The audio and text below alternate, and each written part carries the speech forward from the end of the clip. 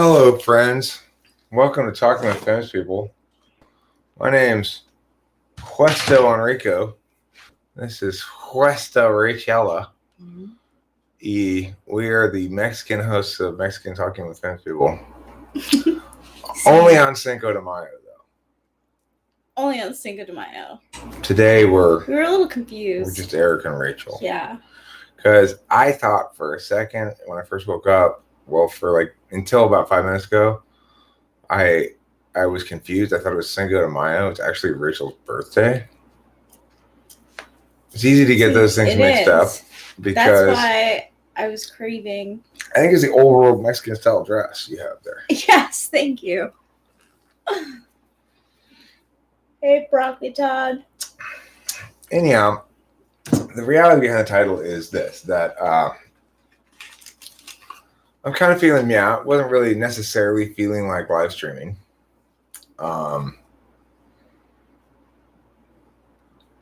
Feeling like I've got a lot of things I'd like to do, but not really feeling motivated enough to do much of them.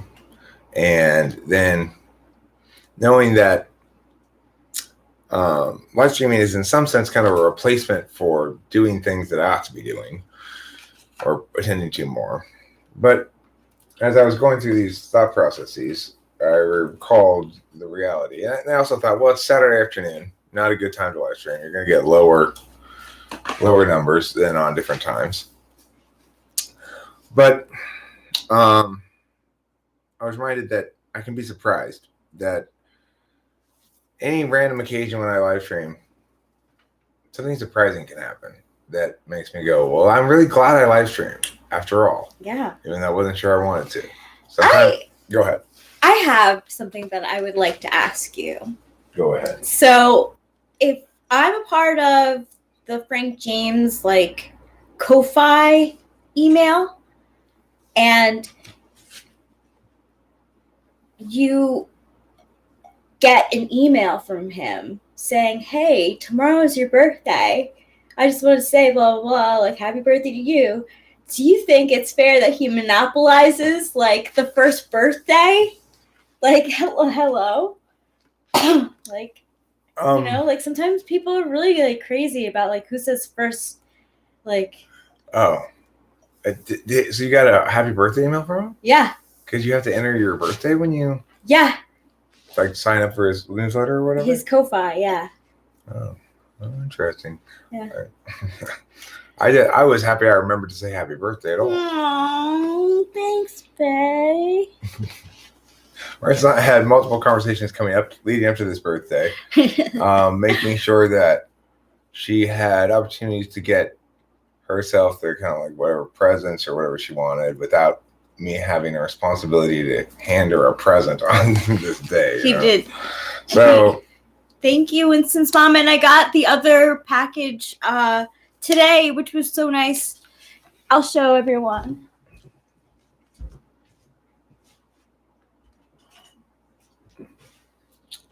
Plastic explosives. I was surprised too. Oh no, it's not. It's actually mascara, sometimes known as mascara. Yeah, Urban Decay. Thank you so much. It was such a nice surprise.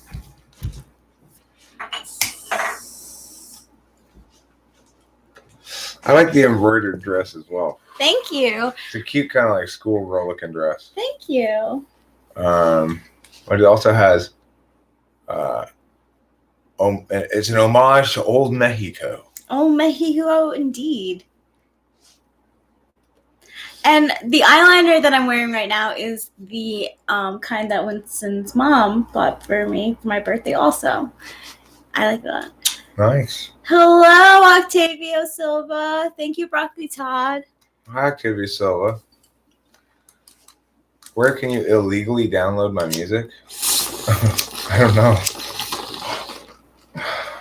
You can legally just record it from YouTube, with Waspy or Wasappy. And you know about Wasappy? If you have Audacity, I think other apps might use it as well, but you can switch the sound mechanism of the machine basically to what you what you hear is what records. So it's like I used to do that. That's how I used to get a lot of my illegal music from YouTube. it's easy enough to record those things in Audacity and chunk them out. I don't have them myself. It's like the thing is, there's a lot of shit that your access to it is just as good as mine. Mm-hmm. I've got one video of a song that I finished and I lost all the. Yeah. You met an INTA on Tinder who knows about cognitive functions last night? Wow. Octavio Silva. Yeah. That's pretty. You're really exploring your body as a young woman. That's what Tinder tells me. Oh, yeah. True. Come. Now, cognitive functions is a way to get laid. Yeah. Hey, baby. I know your function stack. Just say you put on Octavia Silva. Just put on our Tinder. I am South America. Won't you be my conquistador?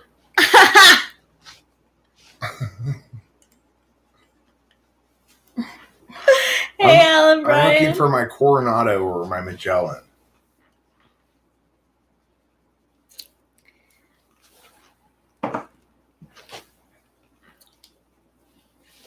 You're the new world, Octavia Silva, and you're looking for a conquistador. Octavia Silva has a really weird fetish. She's into men who wear conquistador hats. I don't know if you've seen them. They're kind of like Albanian hats, but they are. But they're helmets, and the thing about it is, of course, you know that if you're wearing this helmet in the jungles of South America, it's going to be a little warm. Conquistador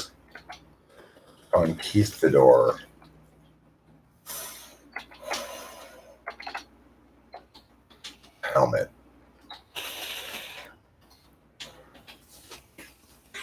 Yes, these are the conquistador helmets. It's called a Morion. It's called a Morion. Yes, you can Google it yourself. I'm not gonna put the link.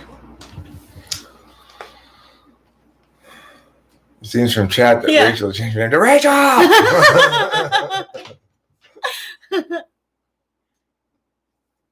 Thank you, Alan Brian. This is funny. It's a dress. I got it for my birthday. I was looking at the weather, and it said it was going to be 88 degrees, so I was like, "Ooh, I can wear a dress." It's really quite hot. It is. Step 1 in seducing Octavia Silva: give her smallpox. Step 2, impose Christianity on her. And step 3, make her work out a banana plantation. And then you will be sure to get to first base. Wow. You want to make a live action conquistador movie? Are the conquistadors going to be the heroes? That'd be fun, you know. Sometimes Octavia Silva, it could be fun just to be talking to like a person about the same interests. Like I met on Tumblr years ago, an INTP, and we would talk about what we knew about Myers-Briggs anyway. But like that's all we really had in common, that and like tarot readings. But so sometimes the conversation, I mean, but Tinder does scream like What happens when the conquistadors get conquistador'd? Well, that's called conquistador. That's what those are called. Conquistadors. What a double fisted. I'm gonna have coffee and beer at the same time. Coffee and beer at the same time. Good job. Thanks. So with like jungle action and giants, like from Attack on Titan fighting the conquistadors. Oh, you're gonna do like an alternate history thing. I just I just finished watching Gate, Gate, which is an anime show that basically is Japan's attempt to say, if we had another chance to fight a war, it would look like this, and we'd be super nice about it. We'd be super nice about it. That's great. Bye. Octavia Thank you. Silva. Don't forget to eat plenty of cheese. Otherwise, you'll never be successful on Tinder. Most people on Tinder who are really successful put on their profile their preferred cheese type right up on top. I like cheddar. I like Jack. What would like you pepper put up jack. as yours? I'd probably put, your Tillamook sharp cheddar. It is so Extra- good. extra Now sharp I would. The saddest anime you've ever seen was Steins Gate. It's also about time travel. Well, Gate is not really about time travel. It's about world travel. But it was quite good. It was one of my favorite ones that I've seen, actually. It wasn't a huge number of episodes, maybe 30 or something. But I really liked the total lack of FI in it. So unlike most animes, Gate, the JDF goes in there, and the first thing they do is they start setting up base on Arnon Hill. And then the locals send their Imperial army armed with like swords and shit to try to attack. This is totally up your alley. To attack the the JSDF, the Japan Self Defense Forces, and they just slaughter them. It's just wow! They say, well, we killed about 100,000 of them. We killed about 100,000 of them, but the characters aren't like moping about it or anything, or being like, oh, the importance of life or whatever. Yeah, they're not. And yet at the same time, they're being like super good guys, modern, contemporary, hearts and minds winning, humanitarian, peace building kind of nation state shit going on with it. It's a really interesting cartoon. One of my favorites of all the ones that I've watched, I think. Is that what you're watching right now? No, right now, well, we just finished the Ancient Mage's Wife, which was very FI, extremely FI. But I can appreciate a variety of different kinds of media. I would say the one we just finished watching was a girl cartoon mostly. Yeah, I agree with you. It was mostly for girls because it was a love story, but it had enough like magic and demons and stuff in it to keep me interested. I just fast forward past the sappy songs, It was pretty effective. It also sort of displayed what I think is a phenomenon between potentially like ENTPs and INFJs that frequently happen, or possibly between two other types, like I don't know exactly who, but which is the idea that both people are assuming the other person is that, basically that they're not good enough for the other person. So it's like we're fearing that. Whereas neither person's really owning their own value, I guess. Has to do maybe with FI6 and FI7.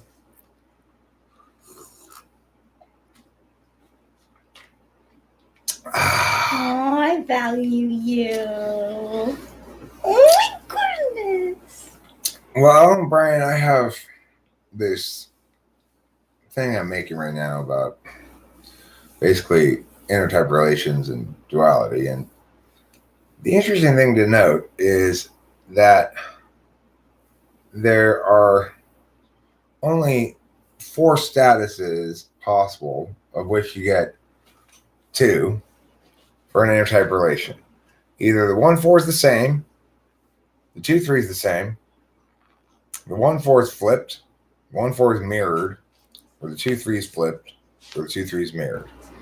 So 6, I guess. There's 6 different possible things. But a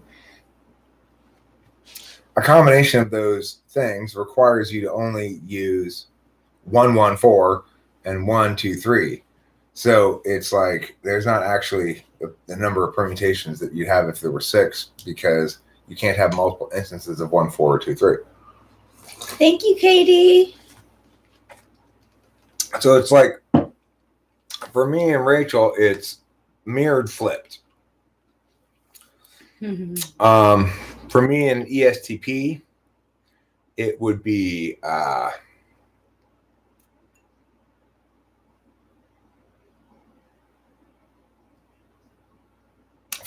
flipped and mirrored. Flipped and mirrored, and then same. Flipped and mirrored and same. So I guess there's flipped and mirrored as well. I hadn't thought about that. See, when I was doing this interesting thing, I was primarily just starting with saying, let's assume we're talking about good person to mate with and exclude same extroversion quality. So in other words, no extroverts, no introverts with introverts. But if you include those interactions, then of course you have flipped and mirrored as well as another possible thing. So the statuses are same, flipped, mirrored, or flipped and mirrored. And the things that they can apply to are the 1, 4, or the 2, 3.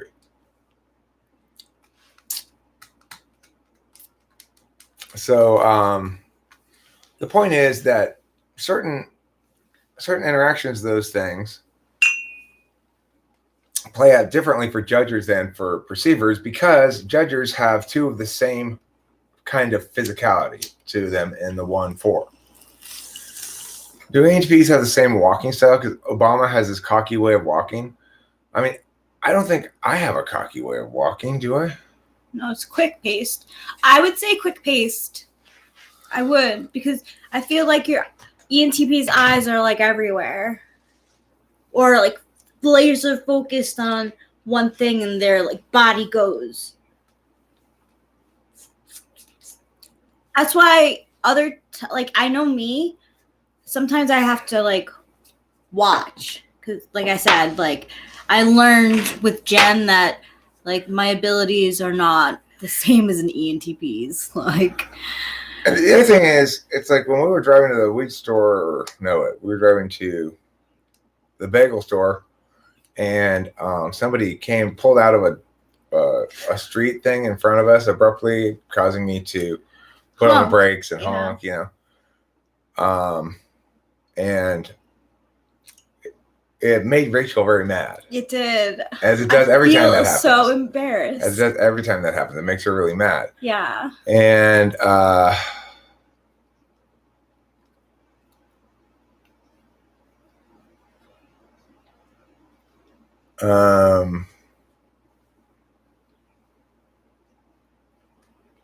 okay. Might be worth checking out. Cool. So what was I saying? Oh yeah. The reason, of course, is knowers really don't like things that require them to operate without knowledge. Oh my god. Things that require them to act abruptly. Yes. I feel so bad. Like, it doesn't matter. It's fine. I know you're right. It doesn't matter. It's cool. It doesn't matter. It doesn't bother me. I just noted it as interesting. I used to have, when I would drive, like I used to have a bad habit of being like driving and being like, oh, I fucking hate people. Like, because I feel like there's a lot of bad drivers. So yeah. There are a lot of instances that disrupt what you know to be so all the time as you're driving. Yeah. Yeah. I have to use my SE. When I'm using my SE, I focus. Like SE, my 4 slot, I have to really focus. So like, I'm known as a good driver, but like people who've driven with me, they're like, "Wow, you're a good driver," and I'm always like, "Thank you," because I do care. But this at the same time, I'm not good at like talking and conversing when I'm driving, because I'm focused. Like I'm driving, and it's not my normal way of being. And there's like, mechanics to it and stuff. Like, I'll listen to you, but I'm going to make sure that we get wherever we go safe. Hi, Lauren Cuthbert. Hey, Lauren Cuthbert. You know what I'm going to do?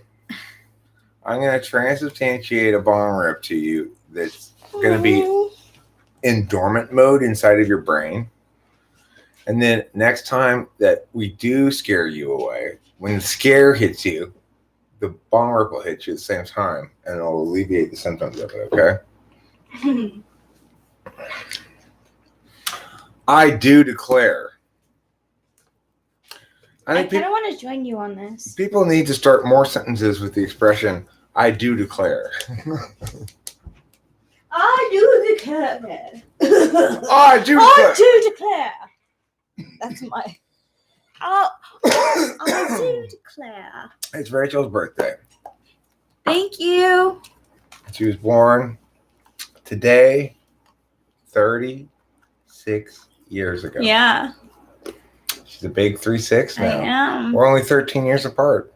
Yeah, only 13 years apart right now. Come April 27th, I turn the big 50. Now, I don't like this kind of stuff. That's like what we're doing today is totally out my alley for celebrating birthdays. Like the only other addition that I would maybe have is go out to dinner because like that used to be the norm. Like that's a normal thing. But this is totally what I like. What would you like for your birthday? Lauren Cuthbert, I hereby transubstantiate this bong rip, and you're not going to feel it right away. Okay, this is a delayed bong rip. It's going to stay in your it's going to stay in your brain until you experience fear, at which point it'll be released to counteract. Wow. Here we go. I'm like, it's going to counteract anything that you feel that is on the fence for you when it comes to this channel. I'm doing the Effie thing. I am grateful.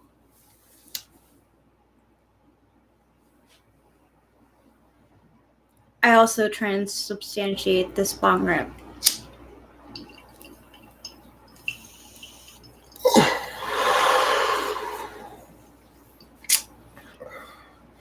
Obviously, I couldn't feel anything because all the effects were transubstantiated to you, but it was probably a pretty good bong rip.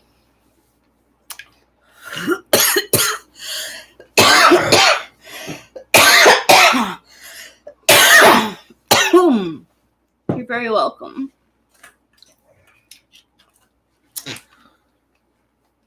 What's the FE thing? Well, Rachel abruptly realized at some point, or maybe not abruptly, I don't know how it works for her, but she determined at some point that the best way to segue gracefully from the discussion of her own birthday was to discuss someone else's birthday so that they get a turn to talk about their birthday too, or whatever. That's the FE thing. Oh my god. To make sure she's not guilty of talking about her own birthday for too long because of how it's going to impact perceptions without even really consciously. I mean, consciously she knows it all, but I'm saying she doesn't have to put a lot of attention to it because it happens so automatically. Yes. Like, not gonna lie, like that whole like setup you had there of me saying that and everything, I don't even remember. But I'm sure of it. I'm sure. It's just interfacing. Yeah. Interfacing 101 on the social level. Thank you. My ontology is so much better ever since Eric typed me correctly. So it's the truth. Yeah. I feel much more settled in who I am. And why certain things, like why I'm always spilling things. And like the thing is, if you want to have somebody who's got the same MP setup as you, so Rachel and I had the same MP setup. We're both MMMP. If you want somebody who has the same MMMP or whatever setup as you, it's going to be different for perceivers than for judgers. So look at an INTP. They go MMPM.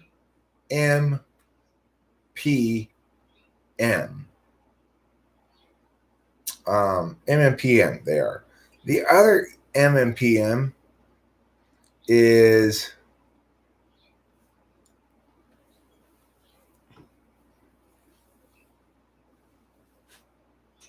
ENFJ. Okay. The other M and PM is ENFJ. Oh. Okay, so the equivalent to INTP for the INFJ is the ENFJ. However, look at how differently their functions line up. INTPs have countervalued NI. That's the tool function of the ENFJ. In contrast, I have countervalued TE. That's the polar function of the INFJ. And I have tool function TI. She's got absolute value third slot function TI. With ENFJ and INTP, it's absolute value third slot SE and polar SE.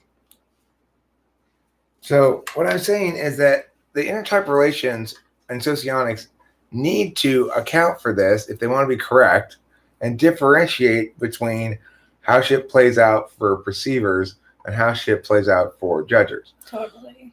In general, I like the idea of discussing intertype relations a lot because it creates the opportunity to sort of understand that how the two people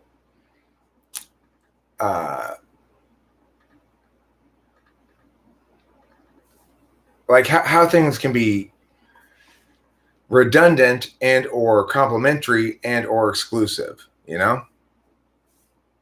What's the best intertype relationship for comfort and chemistry? Well, I think for perceivers, it's the one that has the same MP stack as you. I think for judgers, it's the duality. So I think for INTPs, it really is ESFJs, not ENFJs. Totally so MMMP, if you talk about the functions, M refers to metaphysical, P refers to physical. You could also call them communicative and experiential. So functions that link to communication, understand and process and deal with in some way low resolution data, which is to say symbolic data, words or symbols or other meanings rather than the actual experiences. Experiences are understood in real time, whereas meanings are processed in however long it takes to process them. It depends on who's processing the meanings, right? So I could say these same words a little faster or slower and mean exactly the same thing. The only difference would be if I went too fast, some people would not be able to process them. I don't think I would. Right? Sure. Well, maybe not. I don't know. It depends. Yeah. It depends on what I'm saying. Depends. Yeah. Depends on what I'm saying. It really does. I've been surprised at your at the effectiveness of the thing that you do instead of processing in real time. Because I've been attending to your ways of being for quite a while now, and you've got a strange workaround, which is please tell me. It's like you and I take away generally the correct thing from a given thing without seeming to process all of the words that are on the screen, right? Because we watch a lot of subtitles. Yeah. Stuff. Yes, I can. That is true. You're right. You have picked that up on me. Oh my gosh, he learns more and more about me each day. I love it. It's so nice. This relationship has been one of the most healthiest things for me in God knows how long. Sky Gear, I've been thinking about that a lot too. And the answer I will give you in a second. Bob Herruz, my profession is debate coach / English teacher / YouTuber / typologist. Mm-hmm. You know? So here's the thing. I would like it to be proportional in that way. I don't think it lines up like that. I don't think it's nice and neat like that. I think analysts need to listen to meta-analysts. Meta-analysts need to listen to executives, but so do executors. And then executives need to listen to analysts after they've been cleared by the meta-analysts. Can I vent? Sure. So, like, I am one of, 25 grandkids, something like that. My mom's one of 6. And there's a WhatsApp that for like my mom's side of the family. And my aunt talked to me today because it's my birthday. And I wanted to thank her for the lovely and delicious Rice Krispie treats that she makes that are my favorite. And so I was talking to her, and she like started guilting me about like not being on WhatsApp with with the family, and it's just because like there's so many of us that it's overwhelming for me to get that many messages, because like I like to respond and have a like conversation. Like it's really overwhelming when it's like 25 plus people. So I'm like not going to do that. I'm sorry. I don't get joy out of that. And then I get guilted too because I'm nervous for my sister who is moving to Serbia today. She was supposed to be moving on the 17th. Now she's moving the 16th, and she still has stuff in her apartment. I think it's okay for me to say that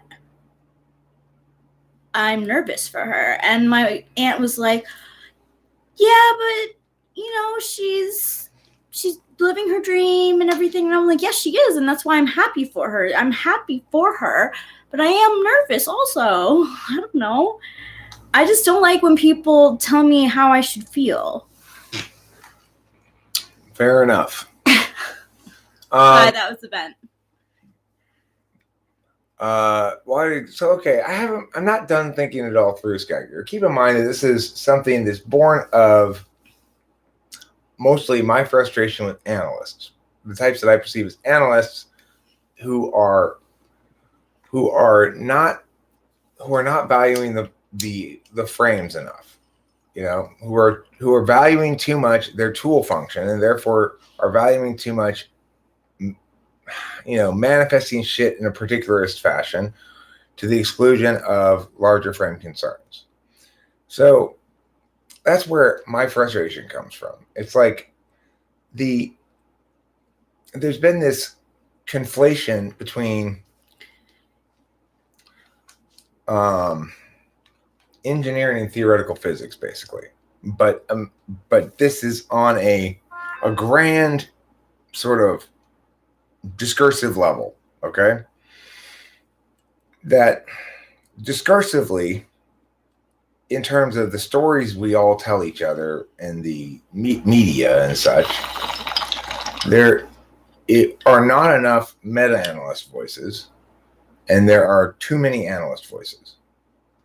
And the meta-analysts get run over because, of course, we're the ones going, whoa, whoa, whoa, whoa, whoa. Consistently, we're the ones going, whoa, hold on. So we're going to be the ones that get run over if there's a huge, massive crowd of analysts, right? It takes a lot of work to explain why we need to prioritize principled considerations, issues of character, issues of morality and normative concern first before we can do things that are pragmatic. We have to, in other words, if we do the pragmatic thing and then check to see if it's okay morally or ethically or whatever, it's too late. You can read our sign language. We do have sign language within our No, well, he's talking, he means he can read he's talking about introverted intuition, the way it deals with language and sort of receives and knows it rather than hears and parses it. And the thing is, of course, for me with TI tool, I look at things and I parse them out for what they mean. And somebody said the other day, if an ENTP, meaning in that instance, I think specifically me, can't contradict something, they don't have anything to say about it. There's a certain amount of truth to that. But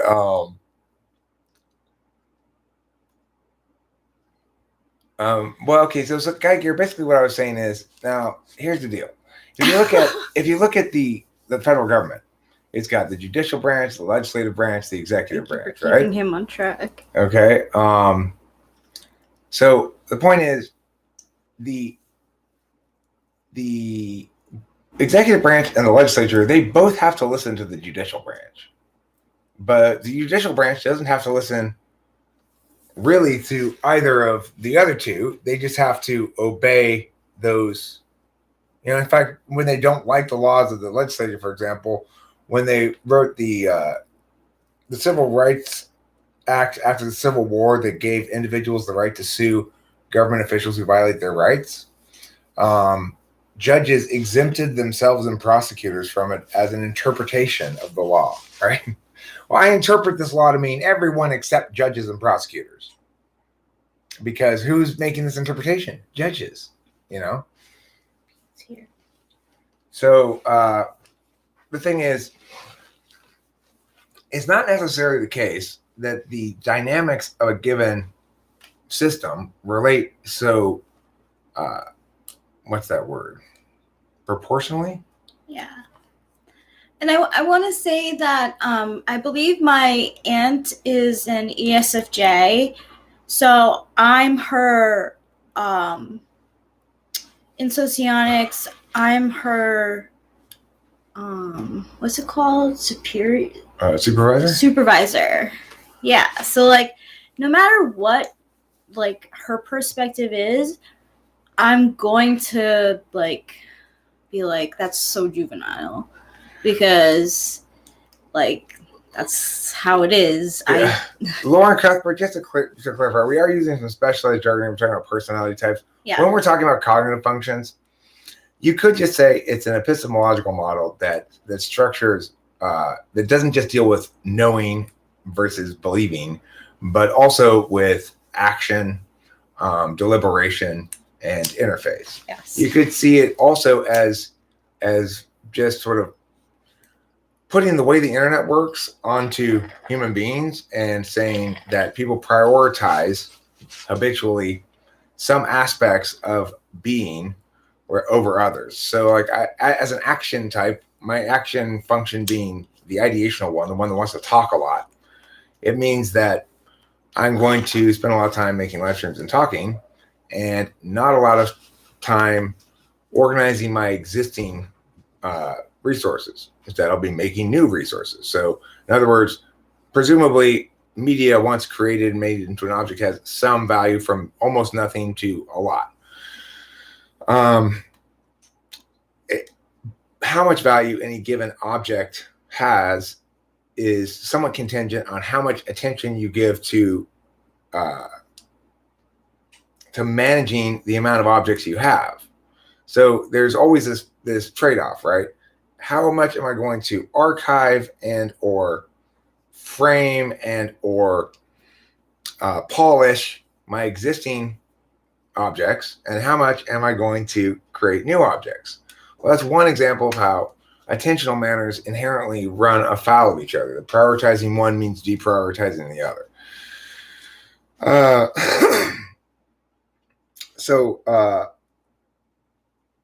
the impact of that in the long run is that when you work it all out, that there are ways that people interact with the world, just like there are ways that people interact with the internet.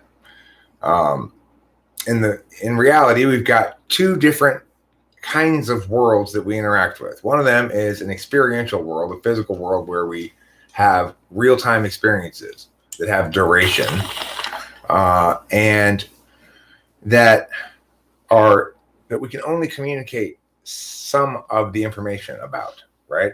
So if I told you, oh, I had a stomach ache that was really killing me for an hour yesterday, I'm communicating almost none of the information about the experience, just that I had the experience, which you can relate to presumably because you've had a stomach ache before. The actual experiential data of me suffering for an hour is apparently lost. In other words, we don't retain as a memory that we can re-experience agony, physical agony, right? The point is, that kind of experience is not easily communicable. And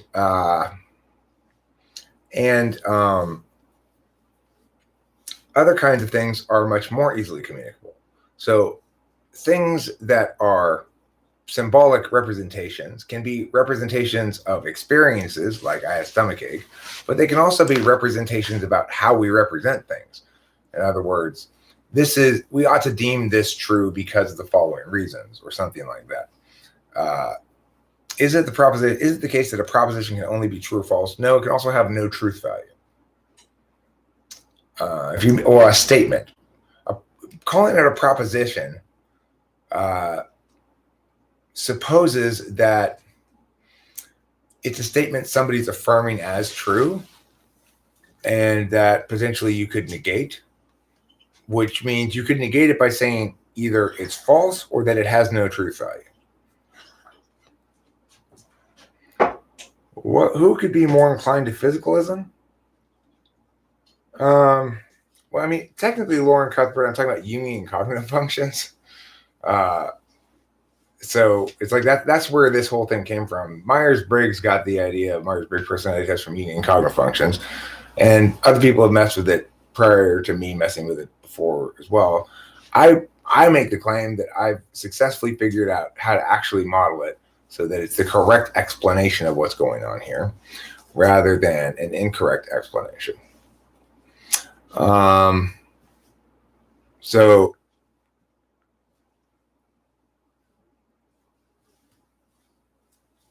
Right. So, in other words, there are 4 fields upon which we act: 2 metaphysical fields and 2 physical fields. The 2 metaphysical fields are communicative fields, basically. One of them is inside your head, your thoughts. One of them is outside your mouth. What I'm doing right now are putting words out in a place where everybody can see them. Another one is physically inside your body. You can feel, for example, a stomach ache or something. The 4th one is physically outside. Okay. So on those 4 fields, the ways of paying attention are basically information flows from the agent to and from the fields in various ways. So you can, just like on the internet, you can put information into a form. You can get information by searching Google. You can receive information by for example, having an ad pop up that you didn't ask for, but you received that information anyway, or you can interface dynamically as we are right now. So those 4 modalities represent 4 modalities of human attention, basically. And of each of those 4 modalities of human attention, there are two distinct varieties. So the reason this is the case is because there are 2 planes, namely the communicative and physical, to attend to. And so there's one function that's native to each, basically. So as an extroverted intuitor, my native approach towards life is to put information out there for everybody to see. My second most approach, or my tool function approach to dealing with shit, is to prove that I'm making good sense, that the words I'm saying withstand scrutiny on a logical level. Thirdly, I'm trying to be perceived as smart, not likable, nice, kind, or good, or desirable in some fashion. And trying to manage people's perceptions and manage their emotions to some extent as well. And then lastly, am I attending to what I already know from experience and my own bodily needs, like being thirsty or hungry or cold or hot or whatever. And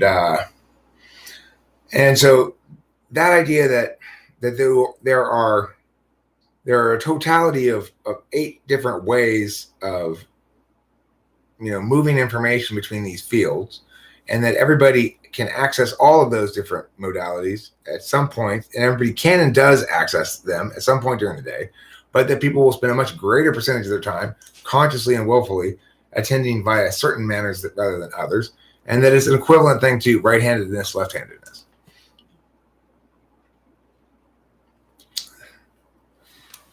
So people have questioned the name meta-analyst before, and I am not disagreeing that it's not necessarily the greatest name for them. I think the point I'm trying to make is that the analysts are the ones who are actually analyzing things within their given frame without questioning that frame.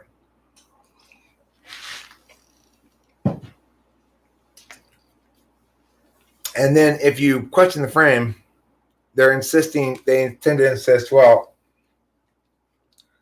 obviously we can't have any abstraction at all without a frame. It seems like they're saying, So how is INFP an executive? That's a counterintuitive term. Well, to be an executive is to have first a physical function and then a metaphysical function. Again, these terms are designed to express the relationship between frame and action, or absolute and instrumental values, basically. If your absolute value is communicative and your instrumental value is experiential, then you'll function like an analyst. In other words, you'll go to your absolute value frame of something metaphysical, but it'll always be attending to something real or particular.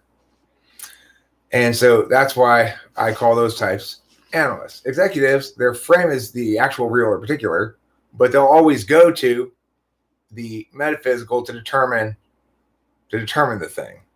So that makes them like executives, because their job is to execute, and they execute in ways that are communicatively effective to a group. That's why I chose the word executive. And meta-analyst is because it's frame on frame. It's like we have an absolute value that's metaphysical. We also have an instrumental value that's metaphysical. So there's never any particular reason to stop moving around and looking at different frames of reference and trying to determine a single metaframe through which we can meaningfully critique whether a given, say, set of arguments ought to be afforded legitimacy. What's it called when you stab it and you're shotgunning? Shotgun. I kind of want to. I have a lot of it written down in various places. ESFP is an executor. So having two physical functions first in a row, it's ISTJ. Is it? Yeah. ISTJ, ESTJ, ISFP, and ESFP. Their absolute value frame is physical and their instrumental frame is physical as well. So like ESFPs, their frame is do stuff. Number one, impact in and of itself has value, which is proved by the way that Trump, it isn't proved by, but it's like exemplified by the way that Trump interacted with everybody for 4 years. He would kick an anthill. Every time the ants would start to line up and go, okay, that's enough. You just kicked the anthill in a way that's unacceptable. He'd just kick it in a different place, and everybody would get all mixed up about what they were talking about. And now they're all going over here to talk about this new thing. Then he'd just kick it again. That's SE in a nutshell, especially if your tool function, as it is for an ESFP, is FI, which is to say their own personal interests. So TI, introverted thinking, represents a disinterested calculus, an objective calculus. It's the sort of calculus you'd like judges and referees and stuff to use, to be fair in determining the thing based on merit rather than interest. Whereas FI is about knowing what's precious to you or valuable to you or more valuable to you. So somebody who has FI as a tool function is very easily finds themselves in a state of denial, right? Where they appear to just refuse to acknowledge reality. And if you're a word user, you'll say, but these words, and they say, your words can't constrain me. You can't put me in a box with your words. Wordy words, sir. I don't hate them. Hate is too strong of a word. I do not hate them. I think the best way to put it is this. Consistently, they come here and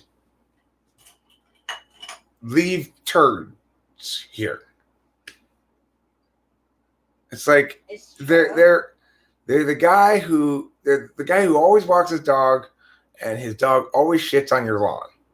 And at a certain point, you go, okay, let's say you're in a neighborhood where everybody who has a dog walks their dog, and every single person who has a dog that seems to walk by your house, their dog shits on your lawn, right?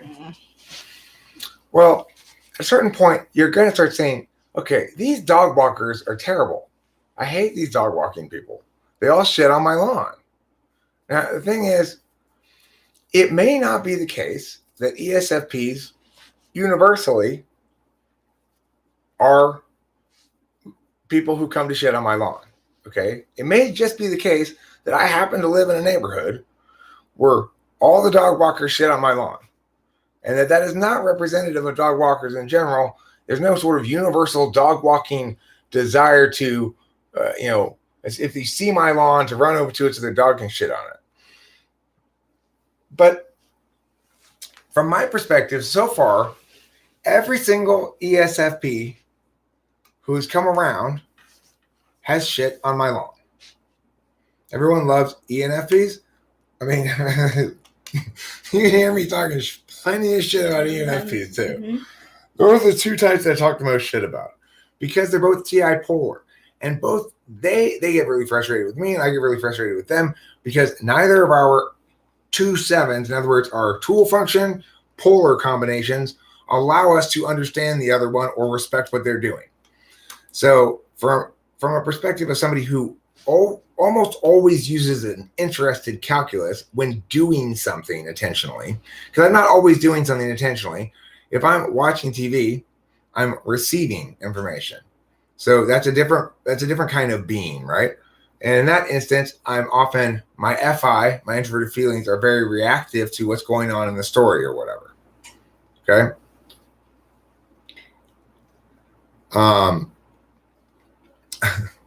Lauren Cuthbert,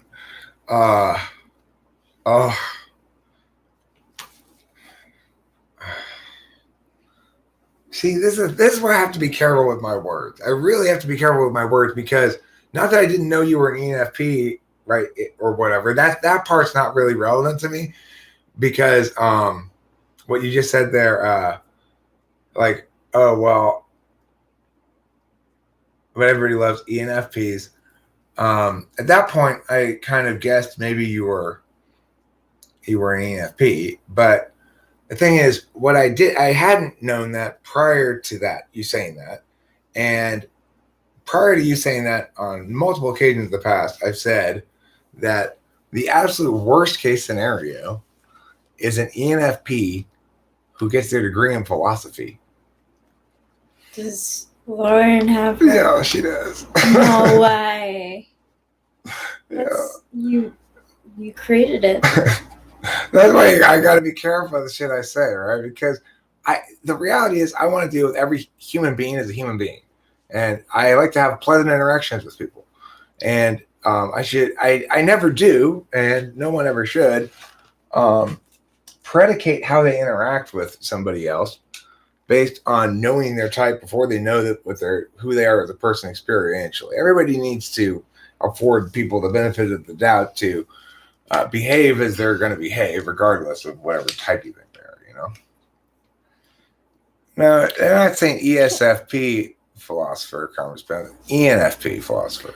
So, I want to ask if this is, so Socionics says that ENFP, INFJ is contrary in relationship. They're contrary relations. So I want to know if this is an example of something contrarian. So my dad is like going through a lot of stuff in the house right now, like in Franklin Square, New York. He's going through the garage, which he's been putting off for a really long time. And he's like getting very nostalgic. And he's been putting together these like boxes for, well, he did one for me and one for my sister, and it's all like old photos and stuff, like very, very like, in my mind, FI. And so he's thinking like, that's more S, or it's kind of combo. Okay. SIFI. So he's like thinking, oh, she's gonna be so happy that I'm like sending this stuff, when contrary to his belief, I'm actually, I love that sort of stuff, but I did leave it in New York for a reason. Like, here's a little hint for you. INFJs are not nostalgic. Period. INFJs are not nostalgic. Nostalgia is too much SI for them. Well, yeah, I'll link it with music, though. I get nostalgic with music. That's my SI. Word. I do. Like, the Fugees came on my playlist the other day, and it took me right back to I was like, ooh, what year was this out in? And it's in 1996, and I was like, ooh, 1996 vibes, Brian, no, her dad's not that old. He's just like emotional. He's very emotional. He's super excited for this package. I know I'm getting some good stuff in there. My dad knows how to give me gifts. He's always been a good gift giver when it comes to me. But I know for a fact that there's stuff from my grandma La Pelosa, that he's like, oh, she's gonna love this. And I'm gonna be like, this is really cute and great, but my living situation isn't the kind where I can have lots of stuff. I try not to. I want to address this serious matter here brought up about the fields and definitions of functions and stuff. So the thing is, extroverted intuition,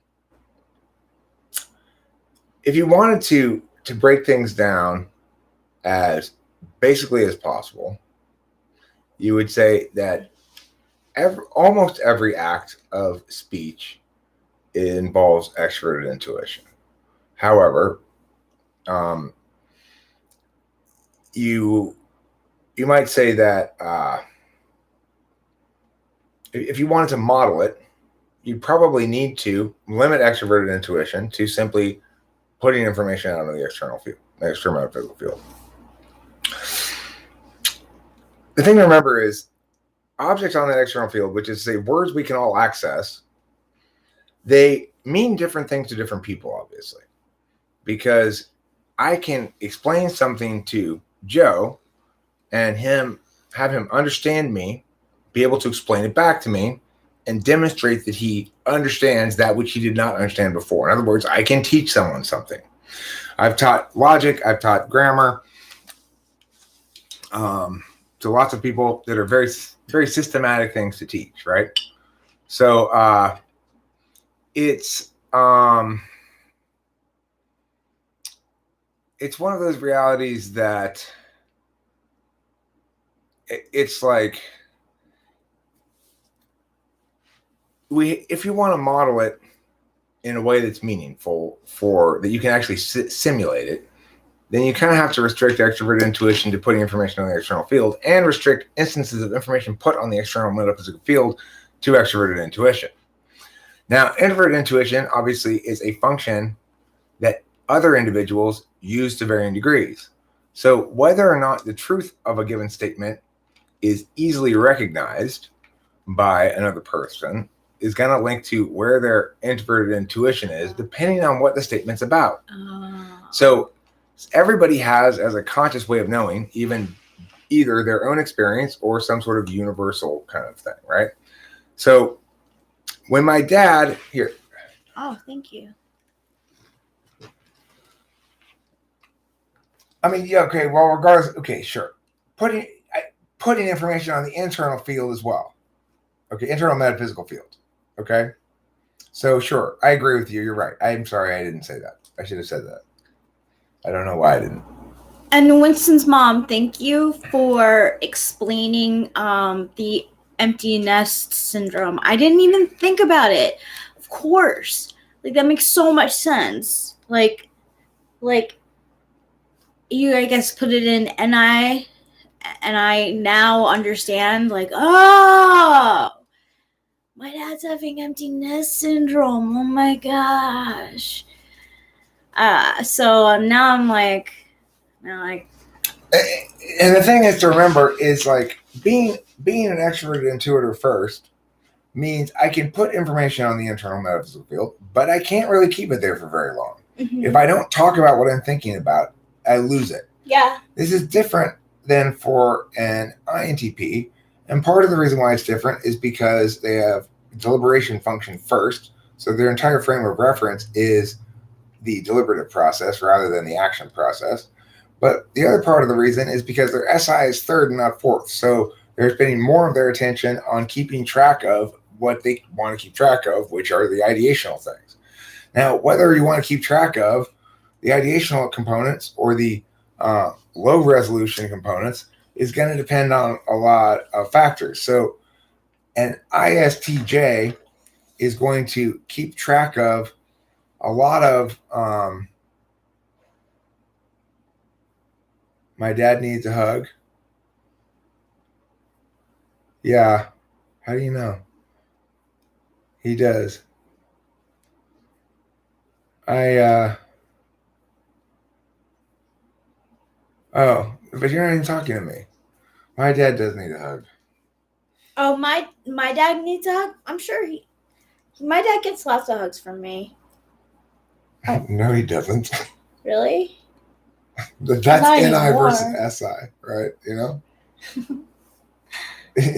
Rachel's identity is the person who gives her dad plenty of hugs. That's NI good enough. She doesn't need to update. She doesn't need to update the data.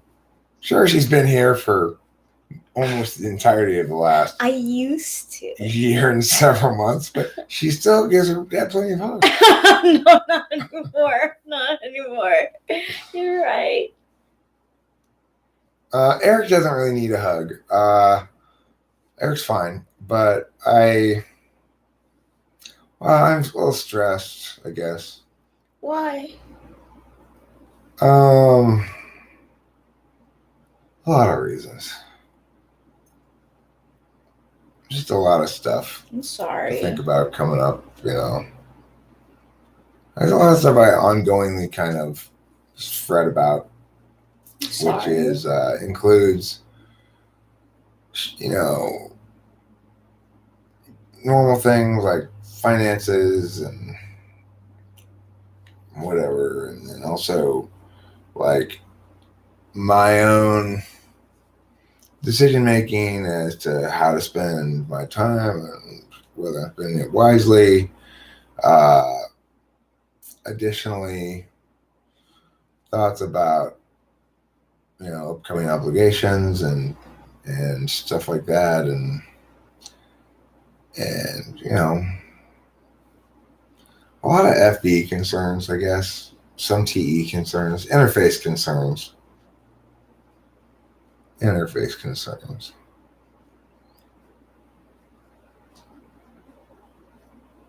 I can relate. Is there anything that I can do to help?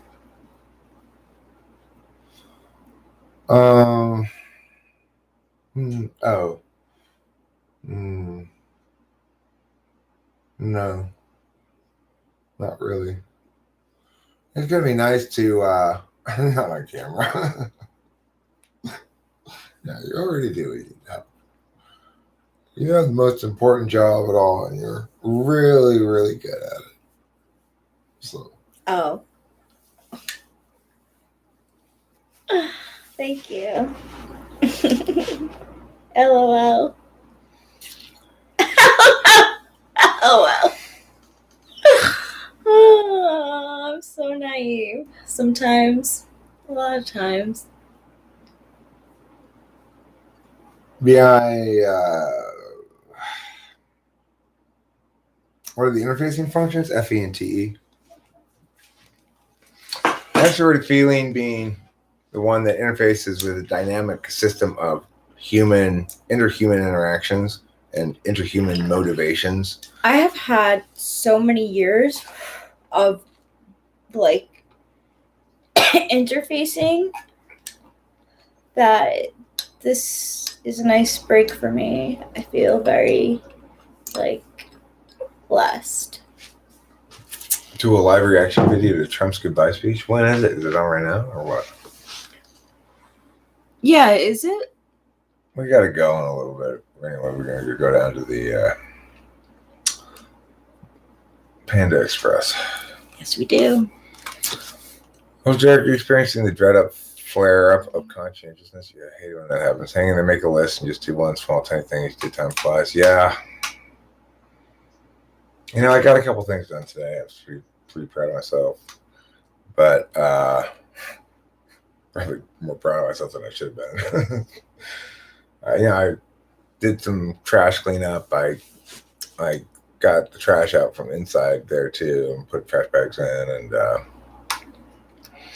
I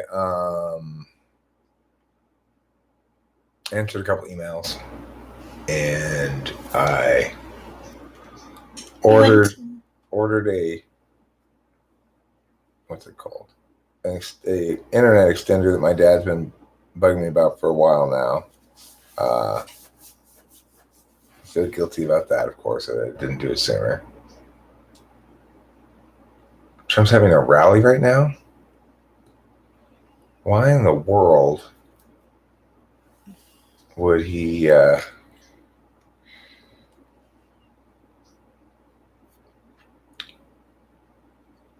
ended up with a plan for the next 140 days starting from the 1st of February? That's pretty good. You think you're going to follow it? It's pretty... I mean, the problem with making a plan that looks that far ahead is you assume things are going to go as planned.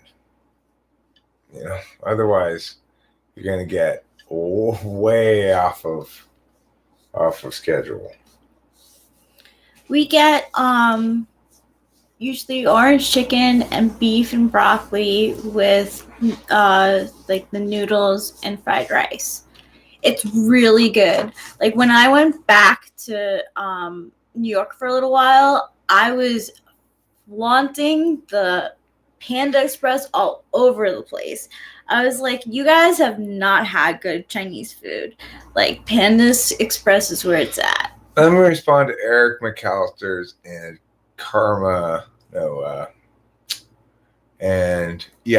Pimp's comments. So what Eric McAllister is saying is I'm consistent with what I'm saying about cognitive functions. So I'm not all over the place about cognitive functions. I'm saying something that makes sense, right?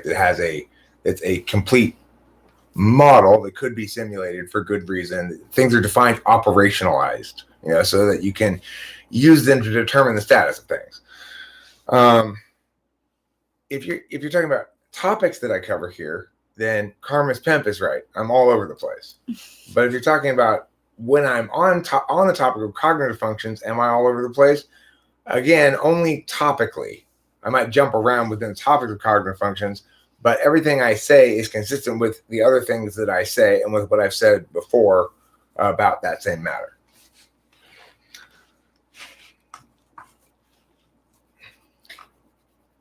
Yeah, Panda Express rocks, and if you haven't tried it, I highly recommend. We're gonna go in about 15 minutes because the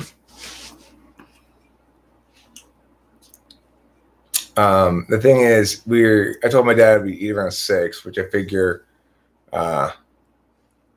we could get PP food too. Oh, you can get PP food too, and then I want to watch the Bills game this evening. Yeah, me too. That'll be fun. Okay, cool. I think they'll have a better chance of winning than our Los Angeles Rams, who I assume at this point have lost. Oh, they did. They did? 35-18. Yeah, so goodbye, Rams. My dad wants, so I remember myself, I'll remind myself, he wants shrimp, green bean chicken, and all chow mein, no rice. Okay. I usually get the half and half.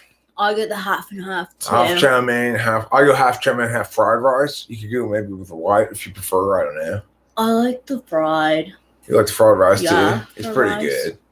It's pretty good, Panda. It is pretty good. Yeah, everything's got a little bit of a spiciness there to it. Thanks. This is right. You need to take the important notes, okay? Listen, you're going to need to take notes on how to get to Panda Express. You're going to want to go down Golden West. You're going to get out there to like where Huntington is. You probably, hopefully you hit the light, then you just go right through that light. No. When you get to the end of Golden West and you get down to Doherty, There's a light that takes like a super long time. You just go ahead and make a right, and then make a right into the gas station, and then make another right out of the gas station. So you go that way, And then pretty soon you'll see the sign for Vaughn's Pavilions. You can go ahead and go right. Right. And then when you get in there, the Vaughn's Pavilions, inside of it, that's where the Panda Express That's where the Panda Express is. Yeah, I was wondering which ones that you go to. That's the one we're going to. Yeah. Okay, Thank so. you, CJ O'Connell. Yes, it is. We're here in California. That's why we talk like this. Yeah. Everybody in California constantly talk like talk. I can't talk like. I've even started talking about the traffic and like direction and. I got locked in here. Locked in, Octavia Sylvia. You ain't got to worry about it. And I could always ask Eric McAllister too, because he's been taking notes. I'm sure he wrote down my dad's order. I might, if they have sesame chicken, I might go with that instead of orange chicken. But it's so good. It's so hard to go off course. We'll see. What will we order? We and I normally get the same thing. Mm-hmm. Which is what I would call the Panda Classic. It is. It's so good. Who else knows? Top 10 answers on the board. If you're picking 2 items, which 2 items comprise the Panda Classic? Which 2 items comprise the Panda Classic? Who knows? You can give an answer, and I'll tell you if it makes the board or not. There's top 5 answers on the board. What comprises a Panda Classic? Which two entree items comprise? No. Fried panda. Was like good answer. Good answer. Not. Fried panda. Good answer. Good answer. It's a good answer. Services. No. No. Fried panda is not among the. It is not. The 2 items. I'm very grateful for that because I like pandas. They're cute. No. Fried rice crab rangoon. Ew. I hate that. I'm sorry. I don't mean to throw that word around. I really do not like crab rangoon. Everyone talks about it like, ugh. Come on, you guys. Everybody knows the answer to this. The Panda Express Classic is. Be real. There you go. Boom. Orange chicken. Orange chicken is one of them. Chicken is so good. Octavia Sill, you get 4 points for that one. Bing. That's the number 2. That's the number 1 answer on the board is orange chicken. So that's worth like Number 60 two. points. 60 points or something. What's the number 2 answer on the board? KM9. No Beijing beef, but instead broccoli beef. Broccoli beef is so good. Broccoli beef. Close. Broccoli beef is number 2 answer on the board. Beijing beef, though, was number 3 answer on the board. Okay. My dad gets this shrimp thing and chicken with green beans. Very ESTJ order. Yeah. I'm not a shrimp liker myself. If you have to choose, you know how it goes beef, chicken? Well, for me, it goes beef, chicken, fish. I don't like fish that much. Pork. We got pork. Oh. Don't you forget about pork.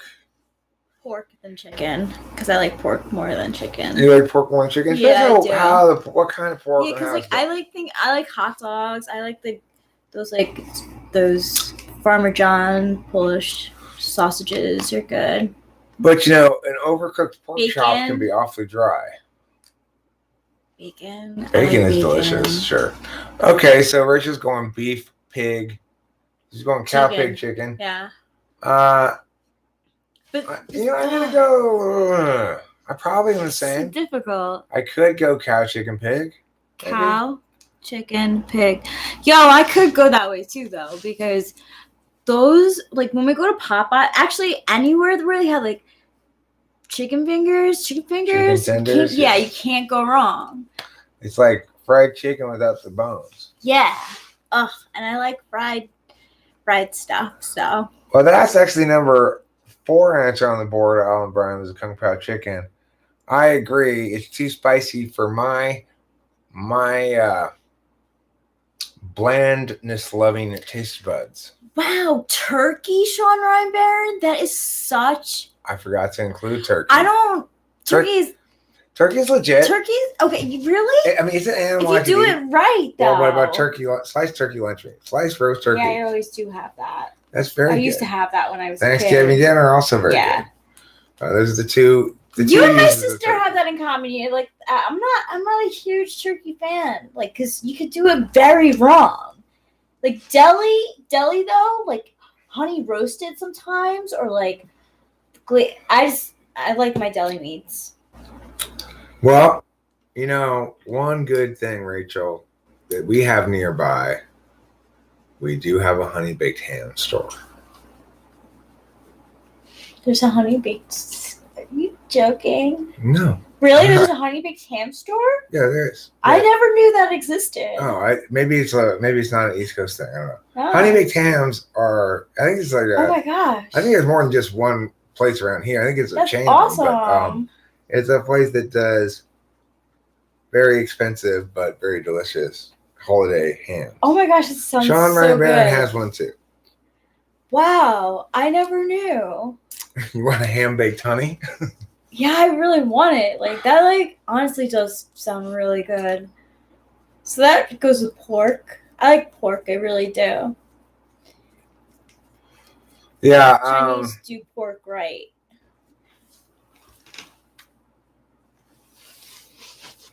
Well, I mean, they're more expensive than the hams you get at the supermarket. I'm not a huge lobster sauce person. I am a huge lobster fan of when you get the tail. I love lobster tails with the butter. Delicious. Because lobster tail really doesn't taste like anything. If you don't have the butter, I mean, it tastes like butter and good toothiness flesh. Yes. Good toothiness. It has the right amount of toothiness flesh. To it. Yeah, exactly. It's not or so it's expensive. Mucus. A lot of seafood is very mucusy, which I'm not a huge fan of. I'm not a huge fan. I agree. Food that you can describe using the word mucus, such as okra, for example, is food that I want to not eat. I don't want to eat okra. Okra's disgusting. I tried it when I was vegan, and I was like, why? Although I will eat that because really clams, greasy pot roast jelly. I'll eat that shit up no problem. That could be described as mucusy, I guess. Fish also, when you catch them, they have a gel on their eyes and stuff. Okra's slimy, Eric McAllister. That's how come it's like mucus. You know what's a little slimy too that people like that I'm not a huge fan of? Slime? Yeah, it's a little slimy. Well, I think it's slimy is eggplant parmesan. I think that is disgusting. It's disgusting. I don't like calamari either. I don't like eggplant. Calamari is overrated. I don't like cauliflowers either. I don't like cauliflower either. I fucking hated that. When cauliflower rice was the big thing. Do you remember when that was a fad? Cauliflower rice instead of actual rice. Oh yeah, ricing cauliflower. Yeah. Well, ricing in general is something that I'm gonna definitely bring back into the mainstream when I open my restaurant that focuses on unnecessarily laborious food. The Devil's Ricing Corporation. The Devil's Ricing Corporation? Yeah, all it does is devil and rice things. I like that. I don't like octopus either. I don't like any kind of. Basically, I don't want my animal to swim at all. I don't want it to ever swim. Cows, they basically never swim. Pigs don't swim. Chickens do not swim. Yeah, but don't. Turkeys, they don't swim. Crawfish, though. Crawfish, okay, fine. I do like crawfish. I've never had crawfish, so I would like to try that with you. Don't they have like a lot of flavor on them? Crawfish usually. Crab's okay. Crab you have to work for. Crabs and crawfish don't really swim though, do they? They kind of walk around. Like, it's an arachnid. No, I don't really like salmon. They're actually arachnids. They're not even. They're not even fish. Yeah. Yeah. Look at that. Arachnids. Mm-hmm. Like the notorious spider. Yeah. Yep. That's what they are. That's why, like the king crab, like you can see its spiderness. I will concede that if you're in Louisiana and you have Louisiana made, like the way they make them down there, fresh crawdads, those things are fucking delicious. See, that's what I'm talking about. That's the kind of Those are crawfish really that I want to good. have.